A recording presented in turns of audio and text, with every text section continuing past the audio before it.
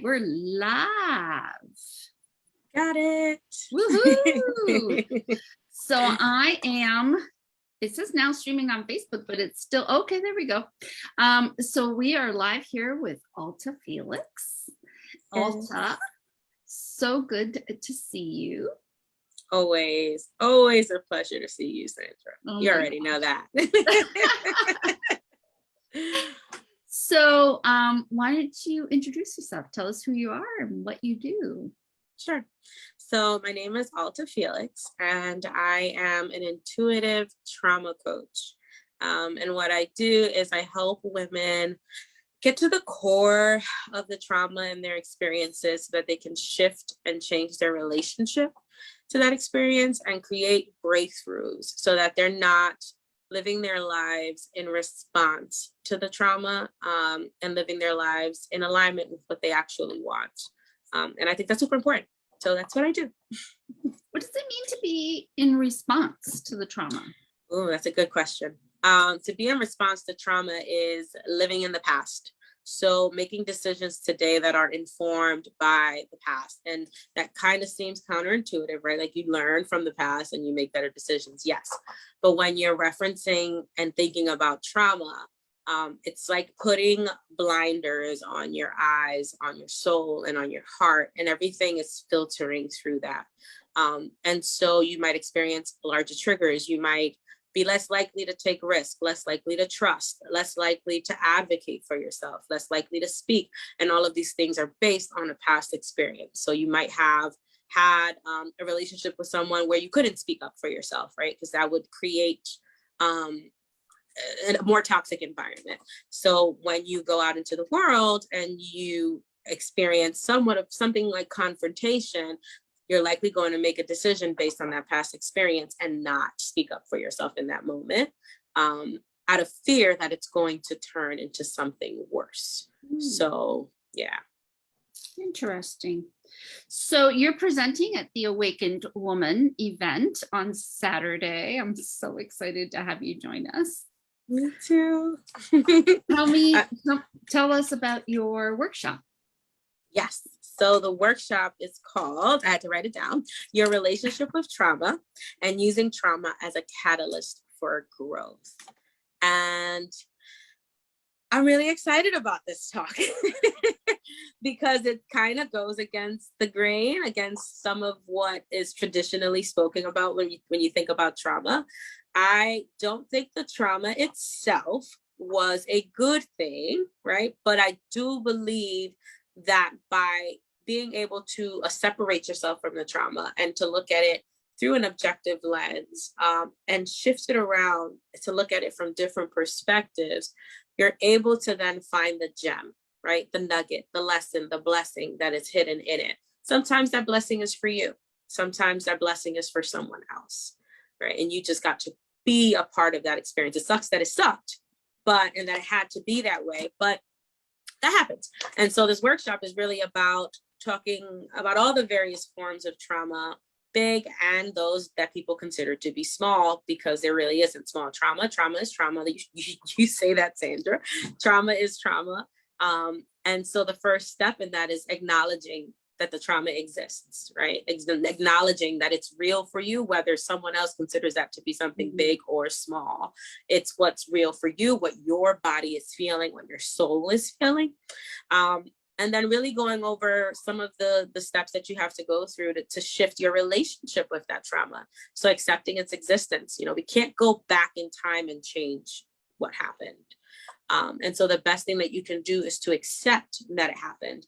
And to accept is a process that takes time. But I definitely want to touch on that and some of the ways that you can start to do that. The other thing that I want to get over is a skill that you can begin to develop to help you on this journey of transforming your relationship, not only with past traumas, but with new and future traumas that come up. So I'm curious. Actually, I'm going to back up a moment, because when you proposed this idea of your relationship to trauma, I was like, whoa, Like just the thought that I have a relationship with trauma was like mind blowing, right? And can you talk about that a little bit? Because I know Yeah. we traded a whole lot of voicemail about that one. I'm like, I have a relationship with trauma. We did. And the big thing for me is that I've been developing my relationship with trauma for so long that I'm just like, oh yeah, it's this, it's that, and you get done. But really it is more complex and it's not that simple, but it is a process. It's a beautiful process to go through, because what you learn to see is that trauma serves a purpose, right? That pain and struggle serves a purpose in your life. And I think you said it beautifully when you broke down trauma, that it's just something that we experience that our body wasn't equipped to handle at the time of that experience, right? So it gets trapped. We didn't get to process it. So what we get to do by changing and working on our relationship with trauma is go back to those experiences, because now we probably are equipped to process that trauma, are equipped to process that pain, and go back and change that relationship. Trauma is a part of life. Like, it's inevitable. So why not have a relationship with it, and one in which you gain a lot of benefit, and not one where trauma gets kind of stuck and trapped in your life. I like to say you kind of get stuck in the drama of the trauma and not really getting the medicine drama of the trauma. Woo! I think we just coined a new phrase. I'm with it. So what do you mean about drama of the trauma? You get caught up in the story. I'll give you an example. I'll give you a personal example. Right now, one trauma that I am currently actively working through is the trauma of my rheumatoid arthritis. Right? I have a chronic disease that when I share it with people, or have shared it with people, it's always been, oh, it's terrible, it's negative, it changed the trajectory of my whole life. I couldn't do any of the things I wanted to do that I had planned. It was the worst thing that ever happened to me. Like, this really nasty relationship that I have with this trauma, right? So what I've been doing is going back to it and looking for the gifts of that trauma, right? Like, when I got arthritis, it humbled me. I wasn't humble before. I became humble pretty quickly, right? That's a beautiful characteristic to have as a person. And that experience allowed me to develop that humility. And that's the shift that I'm working through right now. What else? I wouldn't even be on the trajectory of healing and being able to do what I'm intuitively able to naturally do, because I had my mind on becoming a judge. Right? And so this trauma derailed that path. It derailed it and said no. And if you're not going to listen to the wisdom and the magic that we've been trying to show you since you were a little girl, and now you're steadfast on this other thing, well, we're going to give you something that's going to make it not happen. And you get to now continue on this other road. And I spent almost 11 years, 12 years after that, going through traumatic experience back to back to back to back. And so in going backwards in time, and realizing that, like, I was stuck in the negative story, the stories that weren't necessarily serving me, and the stories that weren't allowing me to see the gifts that were being given to me, not the trauma itself, but the growth and the development and the insight and the wisdom that I was able to develop the moment I accepted the trauma's existence and decided that I get to change what happens next. That's awesome. It's a mouthful, but yeah, I hope that answered that question. Mm-hmm. Yeah. I think the one thing that I shared with you that really caught me when you used that phrase, our relationship with trauma, is that oftentimes we get I see two different types of responses. One, either I've experienced so much trauma in my life and here's all of it, or I experienced some setbacks, but I wouldn't call them trauma because they're not big enough for trauma. And so I've seen a lot of women who are hesitant to say, I have experienced trauma, because it's not this huge thing. Do you know what I'm saying? Yeah. Yep. And I think that's important to change the narrative around that. I mean, in that moment, I guess you have to separate your belief and the belief of the collective and really think about what did it and does it feel like to me when I think about this experience, and how did it change me? Was it for the better? Was it for the worse? If it was for the better, you have some skills already in there that you're using to work through.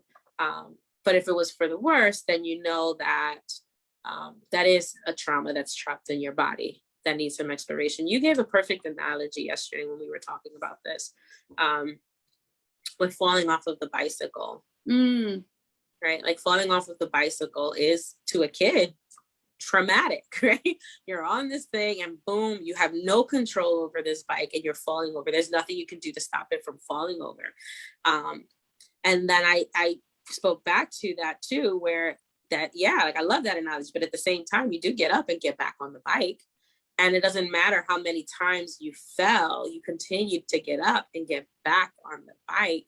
And you allowed that trauma of falling to fuel your drive to continue and to continue and to continue until you evolved and were able to ride the bike. It's a super simple analogy. And that trauma could be seen as small. But imagine a kid who falls off that bike, doesn't have anyone there to help them get on that bike, has kids laughing at them when they fall off that bike.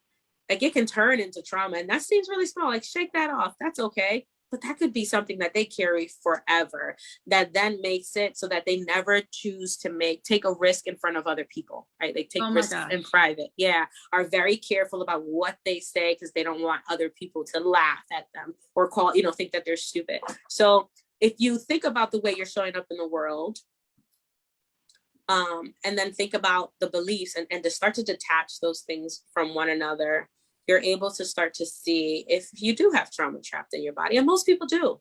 Like I said, trauma is a part of life. It's one of the things that the creator, source, the divine uses to help us grow and develop and evolve. And if we can learn to see it that way, I think we can begin to understand why we should have a relationship with it. That's amazing. I'm so excited to hear your workshop. It's going to be great. I'm excited to do it. So tell me, what does it mean to you to be an awakened woman? It's a good question. What does it mean to me to be an awakened woman? It means to be in your body. Yeah. Like, I feel it in my body. It means to be in your body, to honor your body. Your body is your vessel. It's the vessel you chose to come into this world with, right? And to create a connection between your body and your soul, like an open channel of communication between the two, where you honor the spirit and the body and understand that they work really well together when you take care of them. Wow. That's beautiful. Oh, thank you. I could feel it in my body. Yeah. And it's come up in another conversation too, about how as women, we are socialized to not be in our body, right? We don't, it's so fascinating. And especially when you work in the corporate environment, like it's all about what happens in your head, not what's going on and where you're feeling emotion. And yeah, we're not comfortable being in our bodies. Right. And the body is somewhat of a transmitter for the soul, is the way I like to look at it. It's like a communication your soul speaks to you through sensations in your body sometimes, right? So you're in, like, for me, a yes always starts in my gut. I know when it's a yes because I feel the energy vibrating up from my gut. I know it's a no because I feel tension and really tight and contracted. And so the body is a beacon, and that's where acupuncture comes into play, right? So acupuncture goes along the meridian, but they have like little metal pieces because they're going into the energy field outside of the body to help you tune. So if the body is a machine and you have to take care of it, tune it, align it, and learn to listen to it and connect to it. So beautiful. Thank you. So what would you like for the women who are going to come to your workshop? What would you want them, what's your intention for them? What do you want them to take away? What I want you to come with, can I start with that? Absolutely. What I want you to come with is a very, very open mind. And I want you to come with it in the way where when things come up that you may not agree with, that you don't allow the thought to get in the way of the message. Because you may not agree with it in the way that I am saying it, but what is the message that I'm trying to deliver, and how can that message help you? So that's what I want you to come with the openness, and then the readily available heart to just absorb. And the body will let go of what it doesn't need. So that's, again, trusting the body. It'll let go of what it doesn't need, but allow yourself to maybe feel a little bit uncomfortable, because this is a new topic. I think this is not something that a lot of people are talking about. And so my intention is to make you aware of trauma as an entity, of trauma as a co-creator of your life and of the transformation that you can bring not only to your life, but to the life of others around you. And so my intention is to make you aware of the relationship of trauma, that it exists, and help you. Hopefully, I'm hoping that in the session, you can identify a belief or a trauma that you maybe want to work on. And through the workshops, it's going to be super cool. I won't give out too many details because it's going to do a journey, but maybe bring one up that you feel ready. And I feel if you're triggered, that might be the one. That might be the one, because it's coming up because you're ready. And hold on to that and start to open your mind. And my intention is to help you open your mind, and hopefully see this in a different way, and to provide you with a tangible skill that you can begin to work on and implement right away, and get better and better and better at over time, to help you process trauma in a different way than you have been. Beautiful. So beautiful. Yeah, we'll save that for a different conversation. Just how interconnected our life path has been, especially over the last 2 years. And yeah. So what do you, and I know you serve women. So when you serve women, what is your intention? What is your goal for women in general? Ooh, my ultimate goal for women is for them to, and when I see it in my mind, I'm a very visual person. I see like a shedding of a skin, like the shedding of a layer of skin that you just don't fit in anymore. You don't fit in it. And it's been uncomfortable. And so when I'm working with women, that's what I want to see. I love to see the happening, right? Like I get to breathe because I worked through that moment. And that's actually something that I've been seeing a lot in my one-on-one, because what I like, intuitive coach, is meaning that I'm channeling messages. I'm also listening to my body and my emotion when working with women.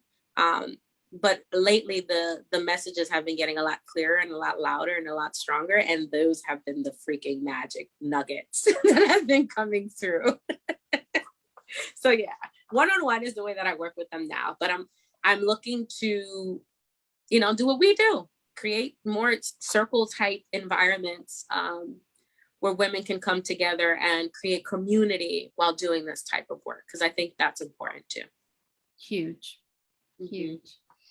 So I love that you said shedding skin, and we talked about some things that we were going to talk about today, but we did not talk about the shedding skin. And I think it's so magical, because one of the songs that we're going to play tomorrow is called Shedding Skin by Fia. How aligned is that? I know. I love that. That is super awesome. There we go. Thank you. Yeah, see? It happens. It does. Well, it's going to be magical. We still have some tickets available for anybody who wants to join us. If you're going to be in Cleveland, if you're in Cleveland and you want to be part of this event, it's going to be spectacular. There's going to be some really amazing things happening tomorrow in Broadview Heights. And so we do have some tickets available. If you're not in Cleveland, we will be broadcasting it via Zoom and would love to have you join us for the conversations. It will be 100% interactive. You will not be sitting there watching an event. You will be absolutely participating in the event. So I hope that excites you. And I cannot wait to be in the presence of all of these amazing women that we've been hearing from all week. And thank you so much, Alta, for coming.